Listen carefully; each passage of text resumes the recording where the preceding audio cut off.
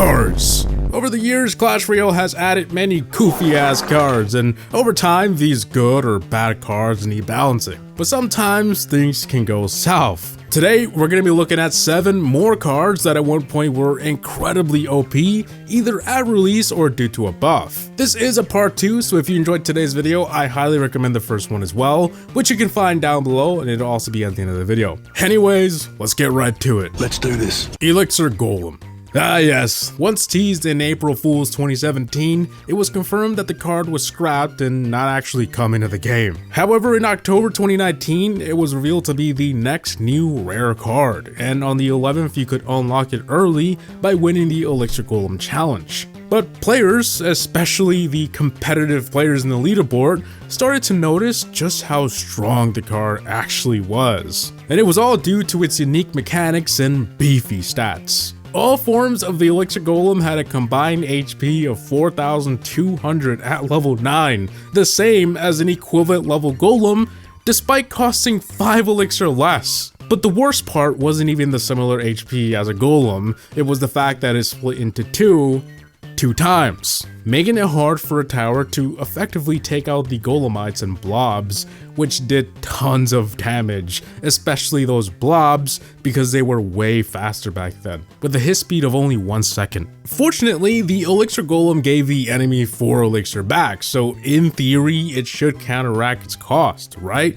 But it actually didn't help as much when you were spending all of it on trying to defend against the very card that gave you that elixir in the first place. They might as well have made it cost 7 elixir. Eventually the Golem was put in decks with other broken cards at the time like the Witches, Executioner, Fisherman, and more. The Elixir Golem was such a good value for 3 elixir that players were even using it under leveled. It didn't matter what level your Elixir Golem was, it was still good. You can probably already guess what the inevitable nerfs focused on. The same day it was available for everyone in the game, the HP of all forms of the Elixir Golem were decreased by 10%. But that wasn't quite enough. December 2nd, all forms now had the same attack speed at 1.3 seconds. This served as a small buff to the Golem and Golemites, but a much needed nerf to the blobs. But the final nail in the coffin was on January 7th, 2020. The HP of all forms were decreased by an additional 6%, and it will remain this way for over 2 years. Royal Recruits. This card probably received one of the harshest nerfs in Clash Royale history, and you may remember if you were playing during its initial launch in late July 2018. The Royal Recruits were supposed to be 7 elixir, but it was reduced to 6 for its launch, a mistake that the developers would deeply regret. During the week of the challenge, it became apparent that its cost was extremely low for the value you were getting. Each recruit stats were not that far off from a barbarian, so imagine 6 barbarians, 3 in each lane with slightly less damage per second, and a shield so they couldn't immediately be taken out by spells. All for 6 elixir. And the worst part, you couldn't mess up its placement. Anywhere you put it was the correct way to play it. Either way, it's gonna be very powerful. It was always paired with other troops, which made it difficult to deal with from both lanes as the defender. And if you left one side unattended, 3 of them would deal over 1,700 damage.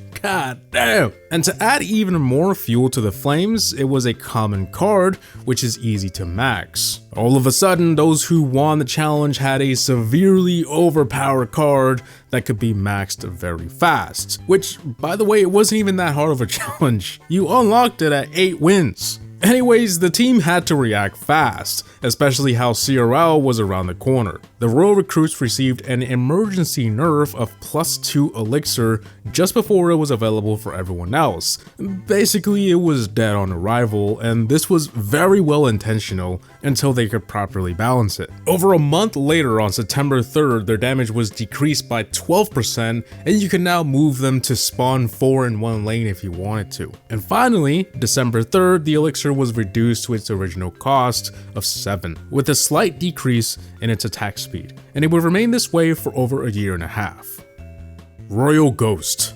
Available on December 22nd, 2017 in a challenge, you could unlock the Royal Ghost 2 weeks earlier than anybody else if you want. But other than attaining a legendary early, it seems a lot of players wanted it for a different reason, because it was broken. See, the main issue is that for 3 Elixir, it provided way too much value. His hits were strong, did splash damage, he had a lot of HP, couldn't be targeted while invisible, and the worst part, it only took him 0.7 seconds after no interaction to go invisible again, making it far too challenging to deal with. First, air troops were out of the question, obviously. If that's all you had, the Royal Ghost was guaranteed to get hits on your tower. Then, the ground troops, the Royal Ghost could counter many troops on his own because he could sneak up on them and get the first hit. A very powerful hit for that matter. The only 2 viable options at the time were the Knight and Ice Golem, which had to be played strategically for it to be taken out completely. Other than that, the best counters were almost always a higher Elixir card,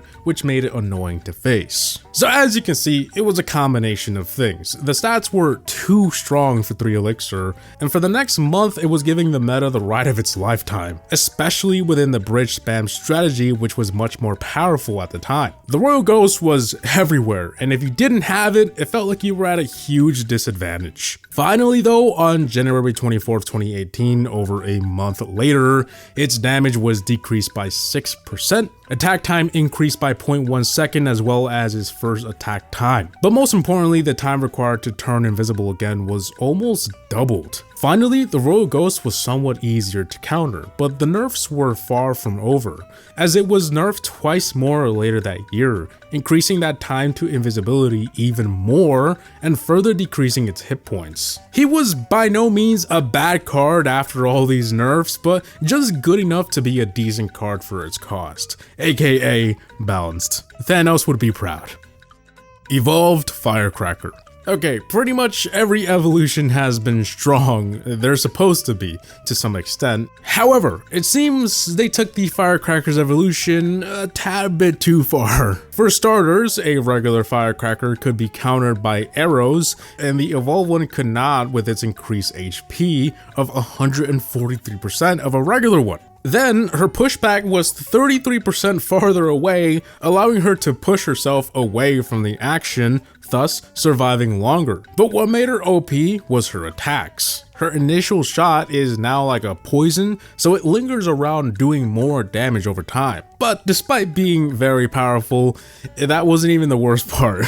It was these small sparks that followed, which are also like mini poisons. What made these little sparks so powerful was that they stacked. One alone wasn't that big of a deal, but multiple of these would shred HP off a tower. Like in this clip right here, where in just 2 shots, she took down a tower by herself that had 1500 HP in a matter of seconds. It was a combination of things that made this card so broken. But nerfing her couldn't just be something as simple as letting her die to arrows. That would be lame. And nobody would use it after that, so instead they nerfed other stats. June 30th, 2023, her first attack time was slightly increased, but the big nerf was on the 8th of August. Her HP boost was decreased from 143% to 130%. Her pushback range boost was completely removed, and it also made it to where spark damage did not stack anymore. Now, this was pretty recent, and a lot of players still believe she's OP, so I wouldn't be surprised if more balance changes are on their way, but I don't know, what do I know? I don't even have this evolution. Monk. Many of you probably remember the Phoenix and Monk meta. It was one of the most broken ones ever. 2 cards that were released at the same time, destroying the meta. Who thought of that one? However, it seems the Phoenix got way more attention at the time, so it could be easy to forget or be totally unaware just how broken the Monk was. The Monk was released on October 26, 2022, and for 4 Elixir, it was one heck of a card. At the first level, it had a lot of HP, 2000 of it. Every hit did 140 damage, and every third hit did combo damage of 420 and knocked back anything in its way. For a hit speed of 0.9 seconds, the Monk was doing some serious damage. This was not a card you wanted connecting to your tower. and it was an incredibly good counter to a lot of other cards. However, besides the pretty good stats for only 4 elixir, it was his champion ability that made the monk OP.